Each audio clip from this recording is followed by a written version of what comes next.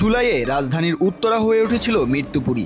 সেই উত্তরাতেই ফের চোখ রাঙাচ্ছে নিষিদ্ধ ছাত্রলীগ। গুপ্তভাবে জুলাইয়ের নানা গ্রাফিতি পোস্টার ছিঁড়ছে আওয়ামী ছাত্রলীগের নেতাকর্মীরা। এমন অভিযোগ চাওয়ার হয়েছে সোশ্যাল মিডিয়াতে। উত্তরার মুগ্ধ মঞ্চে লেপ্টে দেওয়া হয়েছে কালি, ছিঁড়ে ফেলা হয়েছে শহীদদের তালিকাযুক্ত ব্যানার। জুলাই রেভলিউশনারি অ্যালায়েন্স নামের উত্তরার একটি সংগঠনের পেজ থেকে পোস্ট করা হয়েছে একটি সিসি ক্যামেরার ফুটেজে দেখা যায় রাতের আধারে এক ব্যক্তি উত্তরার আজমপুরে সাঁটানো শহীদদের তালিকাযুক্ত ব্যানার ছিঁড়ে ফেলছেন। এই ফুটেজ পোস্ট করে সংগঠনটি ক্যাপশনে লিখেছে, আমরা সব মিলিয়ে 5 জায়গায় ব্যানার রেখেছিলাম, এবার 50 জায়গায় রাখবো, আপনাদের পৃষ্ঠপোষকতা আশা করছি।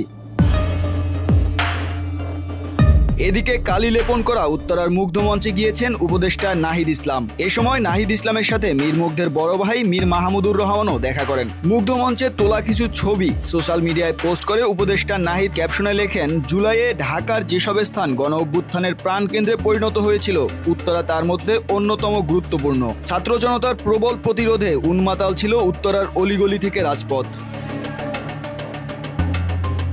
তিনি আরও লেখেন, অভ্যুত্থান বিরোধী শক্তি গতকাল শহীদ মুগ্ধ চত্বরে চোরাগোপ্তা হামলা চালিয়ে অভ্যুত্থানের স্মৃতি নষ্ট করার চেষ্টা করে। উত্তরার ঐক্যবদ্ধ ছাত্র জনতা সম্মিলিতভাবে শহীদ মুগ্ধ চত্বরকে পূর্বাবস্থায় ফিরিয়ে আনার জন্য কাজ করছেন।